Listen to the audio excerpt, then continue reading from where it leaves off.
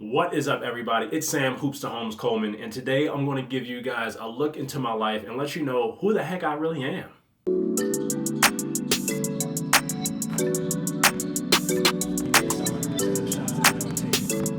Alright guys, so if you're new to the channel, here's where I give tips and tricks on how to buy and sell real estate. I do property tours and I help real estate agents build their business. But this video, I wanted to give you guys an idea about who I am, where I come from, and how I ended up here in this virtual space. Also, add me on all social media at Hoops to Homes, at Sam Coleman Jr. And like, subscribe, drop a comment. I'm going to give you guys a trip down memory lane to let you know who I am, where I'm from, and I'm going to start with where I'm from. So as of now, I'm 33 years old. It's 2021. I'm 33 years old. I was born and raised in Baltimore, Maryland. Raised by my mother, Peggy Coleman. I have an older sibling. Her name's Takia Mays. We have different fathers. We grew up in pretty much what you know as Baltimore. If you've ever seen anything regarding the city of Baltimore, what you see now is a little bit similar to how we grew up, except things have begun to evolve. Like anything with time, things typically get better in inner cities. I did not necessarily grow up wanting to be a professional basketball player early on. I didn't start playing basketball until I was about 8. Fun fact about me, I actually played in the band all through elementary school into high school, and then I had to make a decision to play basketball or continue being in a band and pursue music. I ultimately chose basketball, obviously, because I'm not known for my musical skills or my creative skills, but that's what I started doing at an early age. In elementary school, I was that awkward kid that was too big for his body. I had big feet. I was also a little chunky because I didn't start to thin out at all. I wore glasses. I had bad asthma. And thank God, I grew up a little bit. But growing up in Baltimore, I started working at a very young age. I started working, interning at a grocery store that was from our church. The owner of that grocery store went to our church. I grew up in church. I was actually in church before I was even born. My mother was pregnant. She's been in church all her life, and I decided to give my life to Christ when I was 8 years old, and then since then I have rededicated my life. But that was my upbringing in church, and you have to work for what you want. So my mom worked 2 jobs, 27 and 30 years, I believe, for the state and for the government. We had a really solid life. We never had to go without water, without food or anything. We didn't have the most lavish life by any means, but we also did not go through the worst of the struggle. There's always somebody, I believe, that will have it worse than what we had. Did we have the struggle meals from time to time? Absolutely. Did we ever want for anything? No. My mother always made sure we had what we wanted and what we needed. Not necessarily what we wanted, because I had to start working at an early age to figure out if I want to have nice things, I gotta go work for it, because Peggy ain't having it. My older sister, she also started working at a very young age. We both grew up just with that mentality that we have to work for what we want. My mom worked her butt off to provide all of our needs. And as a single mom of 2, there was no way that she could provide our wants as well on the salary that she was getting. So to fast forward, just to not bore you guys, just a little bit about my upbringing as a kid. But going through middle school, junior high school, and high school, I started to desire the finer things in life. That's where this whole luxury real estate thing kind of started, because back then I always liked nice things. I always liked to have the finer things, and I knew that in order to have them, my mom wasn't going to give it to me. Nobody was just going to hand it to me. I had to go work for it. So I bought my first car at 16. Got my learner's permit at 15 and 9 months, on the exact day that I turned 15 and 9 months, because I was not waiting any longer to ask my mother to take me anywhere. Learned how to drive, bought my first car for $800. It was a brown 89 Chevy Caprice.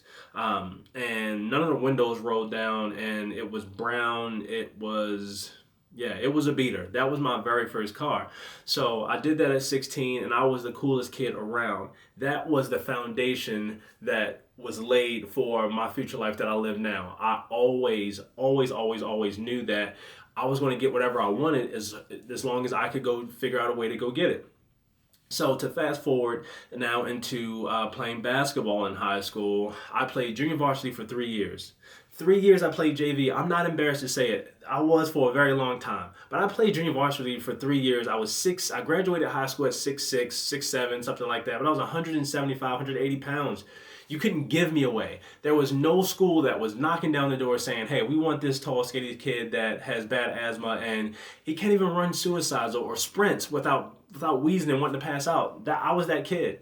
I then also decided that I wanted to start breaking my glasses because I wore glasses. I had bad vision, but I broke my glasses because, listen, in high school, tall, lanky, big feet, clothes are just too big, glasses, asthma, and I can't make a layup.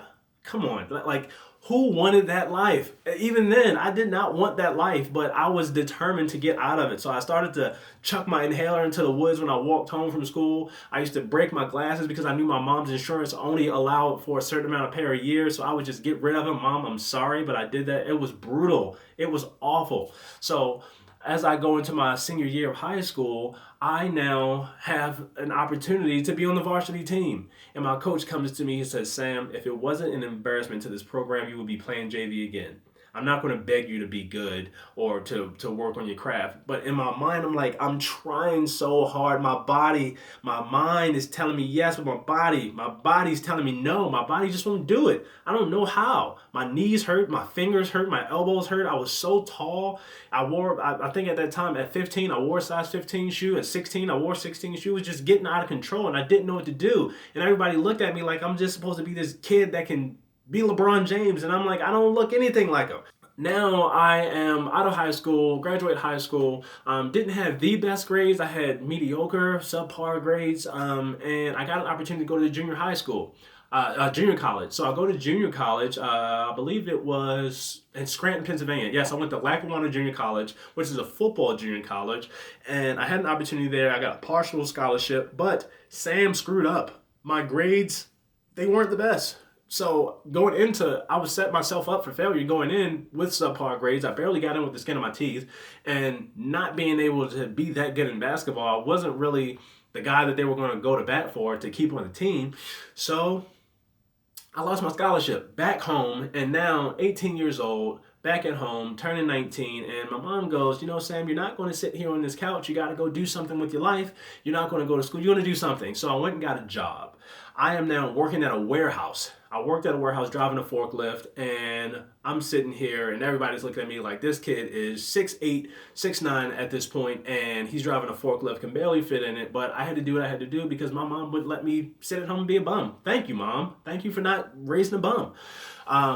Now I am getting the itch to play basketball again. So I start playing, start going to open gyms, random places, and then I get invited by a college coach to go play at an open gym. I'm playing at Coppin State University, not coping, not chopping. Everybody makes fun of it, and even when we played West Virginia, all the fans were, Coppin's not a state. We know that. I know that Coppin's not a state, but I went to Coppin State University to play at this open gym, and needless to say, I impressed the coach. I got a knock on the window. It was a big window that overlooked the gym, and the coach knocked on the window and told the players to tell me to come upstairs. Then I talked to the coach. I'm sitting in his office. He asked me where I went to school. I said nowhere. I work at Cisco Foods. I drive a forklift in the freezer from 11 p.m. to 7 in the morning. And he goes, well, I want to give you a full scholarship, son. And that is how my Division I career started. Now I'm going to really fast track to get you to where I am now. So I'm playing Division I basketball. It's 2008. The market crashes. As many people during this time at my age, we have no idea what the market crashing is happening, what that means. We got President Obama, that's our new president. All this good stuff is happening, but then my body starts to take a turn. All of a sudden, now I am more athletic than I've ever been. I'm 195 pounds, which I've never been that size, but at 6'10", I continue to grow. 6'10", 195 pounds, which I'm still a stick figure, but I became so athletic, and that became my fuel. And I started to run more. My asthma started to, I started to outgrow my asthma. And I was ultimately a preseason first team all-conference player. I didn't average a lot of points, a lot of rebounds, but I figured out that key word, the work that I put in, I can control. I was always early to practice, always stayed late, and I would outwork everybody. If it was a sprint, I was the first one across the line. If it was running for distance, if it was getting in a weight room, whatever needed to be done, I did it. That was the foundation and nature of my life. That is why I am who I am now. Now, the moment we've all been waiting for. I am leaving college. I am a senior. It is time for me to go embark in my professional basketball career.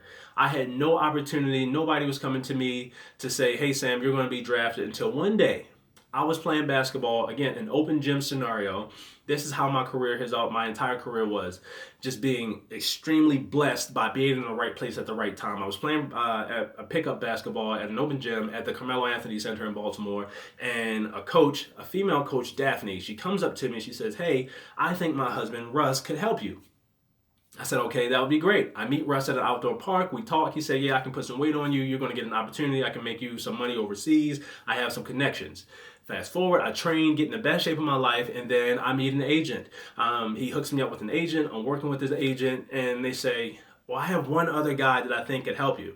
This guy's name is Weasel. His name is Robert Gant. But Weasel, his name is Weasel. That's what everybody calls him. He had no front teeth in his mouth, but he was supposedly the man. So I'm getting ready to go embark on my professional career, and I meet the guy from the hood with no teeth. They call him Weasel, but he can get me my opportunity in the NBA. Who would have thought? Who would have thunk it? But it worked. So I get an opportunity to hop in my car. At this point, I have a 1996 Lincoln Town Car. We hop in my car and we go to Portsmouth, Virginia, to the NBA Combine. I've been training, I've been working all for this moment, and we're in the car with this guy, Weasel, and Russ. Russ has no teeth, but I'm there, and I'm like, you know what, God, I'm gonna make this happen. If this is what's supposed to happen, you make it so. Me and my mom, we prayed, we just let it be what it was. We got there, and the janitors that were cleaning the gym, preparing for the NBA Combine, they let me in the gym because I was 2 hours early. They were cleaning the gym, and because I was 6'10" and I looked like I was a player, they let me in. They got me some basketballs, and I was just in there working out on my own. I had no idea, zero clue what I was walking into or who would be there. I just know that this guy named Weasel with no teeth was supposed to help me. And I got there, I'm working out, I'm shooting, and then coming through the door, there are all these NBA scouts, Mitch Kupchak, all these big superstars, all these players are coming through the door, and they're like just watching me shoot and dunk the basketball.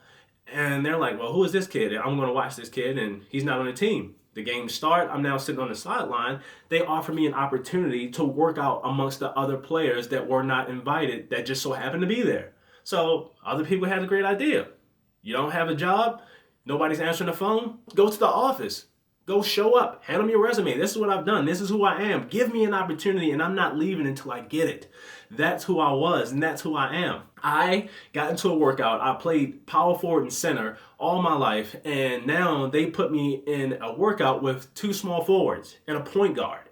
Now I have to handle the ball, I have to shoot, I have to do these things that I've never done, that I've never even been taught before. I was not prepared, but I said, today I'm going to figure it out. Needless to say, by the end of that workout, the games commenced, people were going to lunch, and there was a guy, God rest his soul, Brent Johnson, BJ, the lead scout from the Houston Rockets. The assistant coach from the Minnesota Timberwolves invited him to lunch, and he yells, BJ, come on, let's go get lunch. BJ says, no, I'm going to sit here and watch Sam Coleman.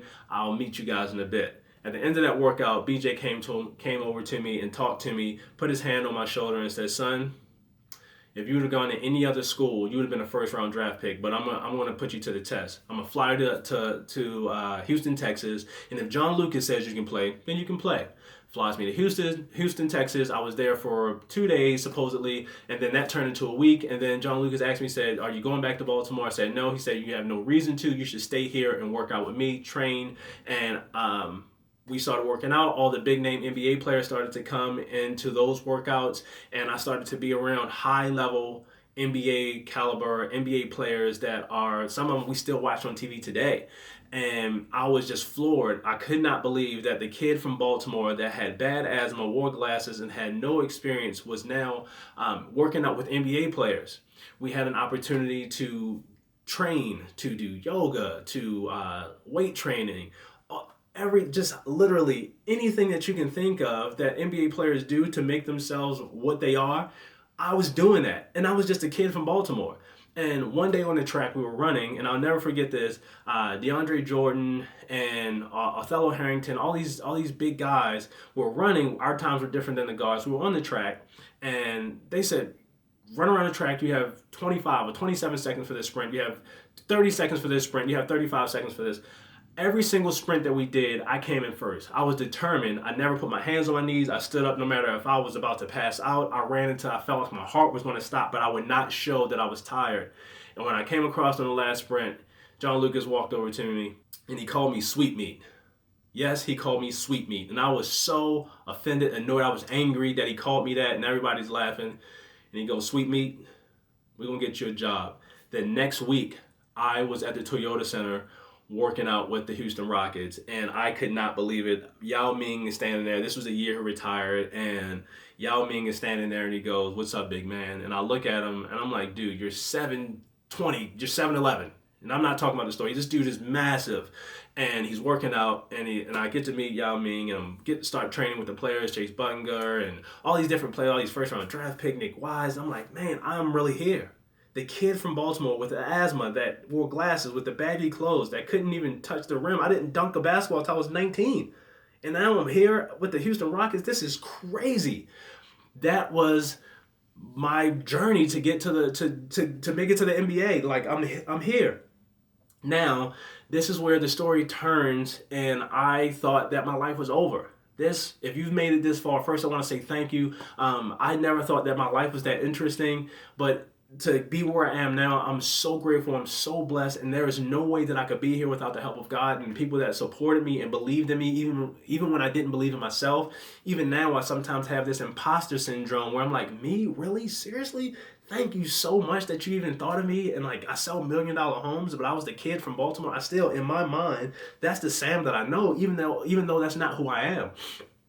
I may not exude sorrow or any type of negative thoughts about myself. I don't feel those things or put them outwardly, but sometimes I'm like, man, that was who I am, and I'm really here. Like, I can really go from there to there. Thank you, God, so much, and thank you all for subscribing, for liking, for commenting, for encouraging me, for believing in me, for giving me referrals, all that stuff.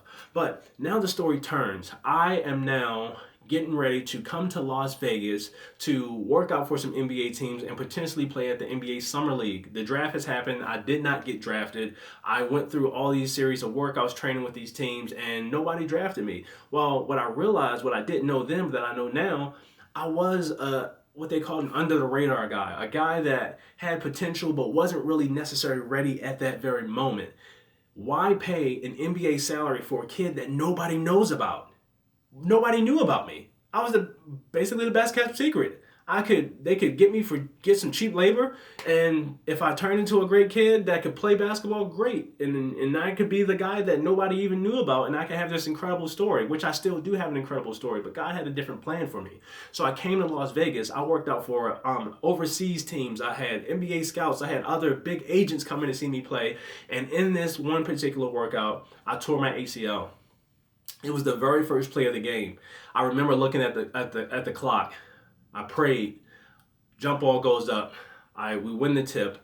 I'm in a small forward position. I'm standing on the perimeter. A pass is made. Entry pass is made to my guy. I steal the pass. They pass the ball up front.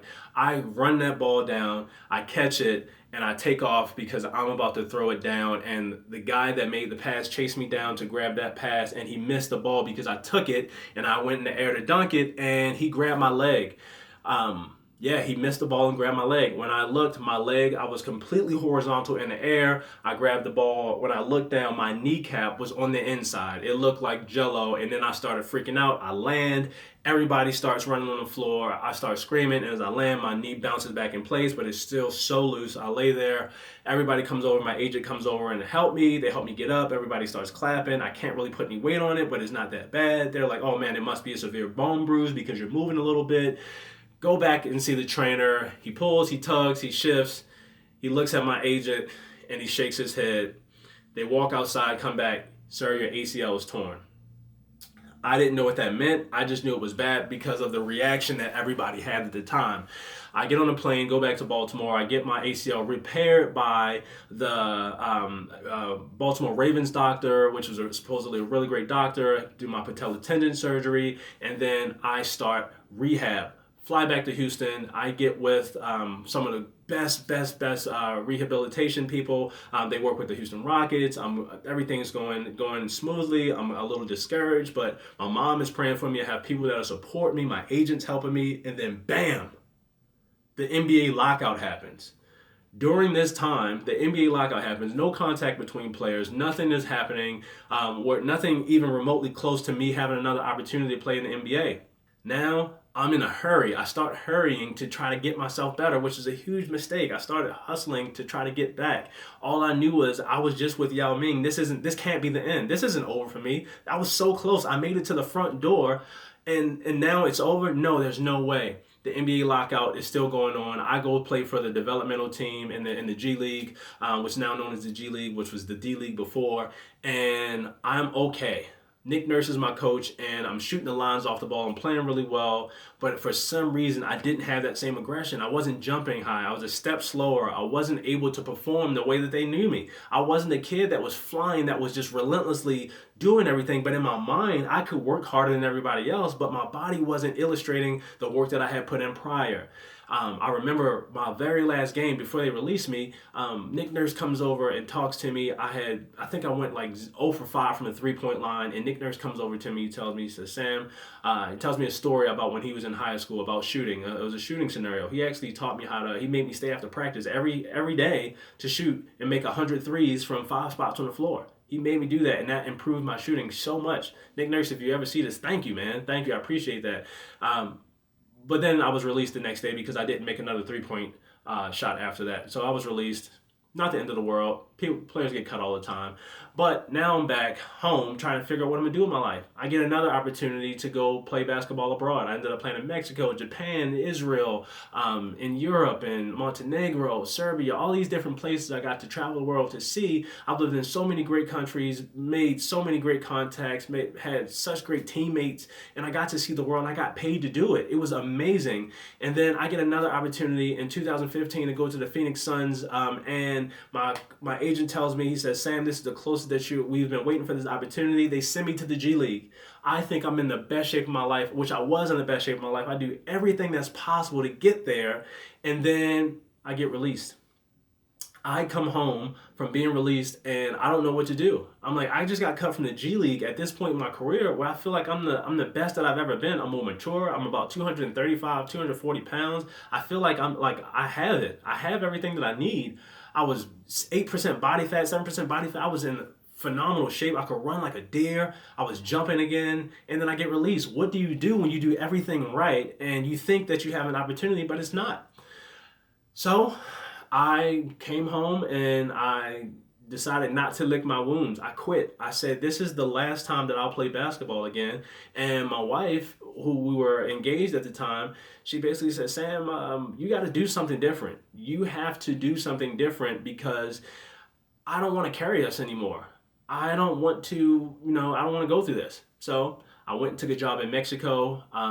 It was a very low paying job. I ended up not getting paid at all. I got a severe quad contusion in mini camp, and they ended up sending me home because that quad contusion was so bad. It was, even when the swelling went down, I could barely walk, let alone run. So they released me. I got released and I didn't get paid. I came back home, and then same thing. Sam, you got to do something. I ended up getting the job, filling out a bunch of job applications. I was humiliated.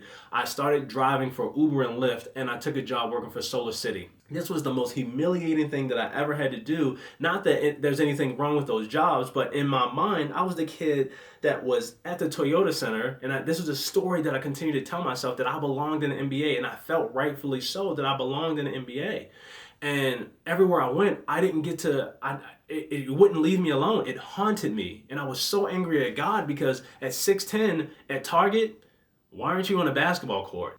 At the grocery store, why aren't you playing basketball? I want to play basketball, lady, but I keep getting cut. Everywhere I went, that was my life. And for fans, for people that are out, be sensitive to people that are not playing basketball. At sometimes tall people, they do have to go to the grocery store. They do have to, go to Target sometimes. We need deodorant. We're like regular people. So like I'm not on the basketball court because, I kind of need to eat too. So that's what I lived, and it was awful. It was torture to be out in public, and everywhere I go, I look like an athlete, but I was no longer an athlete. And then 3 months later, I get a call back. Sam, are you ready to play? They flew me to Dallas to play. I was not in shape. I hadn't touched the ball in 3 months. And then by that Monday, I was back in Las Vegas again. I had been cut again for the last time. And I remember sobbing, crying on my wife's shoulder because I could not believe that I committed 20 plus years of my life, where I started to where I got to, and it was just over. This was the beginning of the grieving from leaving the game. My identity, who I was wrapped up in being a basketball player. And now that I had gone through this entire freaking life of commitment, discipline, giving it all that I got, waking up early, running the hills, doing one more rep, increase, run faster, run harder, give more. And then it was just over. It was over. What do you do with that? How do you take what you've done and then just let it go? And then move on. And then now you're just a regular guy. It's just a very large regular guy that's tormented everywhere you go because you don't play basketball and you look like you got a baby face and you look like you're in college and everybody says, well, you should be playing basketball. If you say, no, I don't, you're a waste of height. I had to live with that. And I know some people may say, oh, what was you, tough life that you have?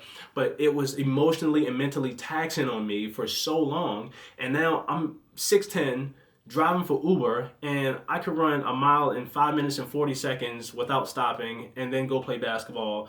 And I was driving for Uber. Yep, that was me. And, I could shoot 40% from three-point line, but I was driving for Uber. That was what my life was, and I needed to figure something out. So I decided to get into real estate. Now fast tracking to real estate. I got into business in 2015. I pursued my real estate career and started successfully selling real estate. I sold my first $1 million home 4 months into the business. It was really the focus was I wanted to be the best because I felt like I didn't get that fair shot and I wasn't in control. My life was dictated based on somebody else. Now I'm in control. Nobody can stop me from treating people right. Nobody can stop me from talking to more people. Nobody can stop me from loving on people. Nobody can stop me from doing open houses or door knocking or making phone calls. I am in control and I'm able to do whatever it is. My income is endless. So that's the journey that I started to embark on. Driving for Uber, my very first sale was from an Uber ride, from somebody that I talked to and gave them a business card. I had no idea what I was doing, but I figured it out. And I started going down that path of just talking to more people, being nice to more people, and building meaningful relationships. So if you're in real estate, if you're in sales, and you think that there's no way that you can redeem yourself, that you can be resurrected from where you were to where you are now, I am living proof that you can go from zero to hero. When I first got my real estate license, I was driving a 2005 Chevy Impala. It smelled like cigarettes. I had a 500 credit score. My spoiler on the back flew off as I was turning onto Fort Apache. If you're familiar with Las Vegas, I made a right turn. My spoiler just flew off the back of the car. And literally, I laughed. I remember laughing hysterically because I'm like, life can't get any worse than this. And I guarantee somebody has it worse than this, but like, this is bad. I have no money. My wife actually gave me my $100 to take my real estate exam. It was actually pretty embarrassing. It was pretty pathetic at the time, and we actually had to charge my MLS dues on a credit card so that I can actually start practicing. And then I got to work right away. I was committed, and I told my wife that I would give her a return on her investment. And since then, I made it my business that my family, my children, nobody in my family would ever have to worry about money again. And I'm going to do everything in my power. Nothing will ever stop me from being successful in real estate or any endeavor that I ever embark on based on the journey that I've had to get to where I am now. I know I'm pretty late doing this, but I just want to encourage you guys and let you know I went from being an agent that knew nothing, that had a 500 credit score, to having great credit, to having never having to worry about bills being paid, being able to successfully sell luxury real estate and actually know what I'm doing, helping people, first-time home buyers as well, and helping people travel from different states to come to Las Vegas to start their lives. New lives are being born, people being resurrected and having new opportunities. I help agents grow their business from where they from where they were to where they are, and even experienced agents that have lost that fire. I help ignite those opportunities and ignite that fire back into them so they can pursue new opportunities in the real estate industry. And I'm now a top 1% agent. I'm less than the top one, more than the top 1%. I just found out that I am in the top 50 agents in Las Vegas out of 18,000. That is a huge deal. Just 5 years ago, I had nothing. I didn't have the cars. I didn't have the suits. I didn't have anything. I didn't have cameras and equipment or anybody. It was just hard work and determination and a blessing from God over and over and over and over again. So if you see this video, I just want you to know that there is nothing that you can't do. There are limitations, and the only limitations that we have are the ones that we believe that we have. Listen, if you are first time joining me, if this is your first time joining me, feel free to like, subscribe, drop a comment, and it would mean the world to me if you got to the end of this video and you made it this far. Let me know if you're struggling with something, if there's something that you've overcome. What can you use to encourage somebody in the comments below? If they're going through a tough time or you've overcame something, drop it in the comments below, and I will see you guys on the next video. This will be on the premiere, so you can watch it whenever you want, or even share it, send it to somebody, encourage somebody who feels like giving up. Add me on all social media, at Hoops to Homes, at Sam Coleman Jr. I'm so grateful for you guys. And right now, my phone number is 702-883-7845. I look forward to talking to you guys soon.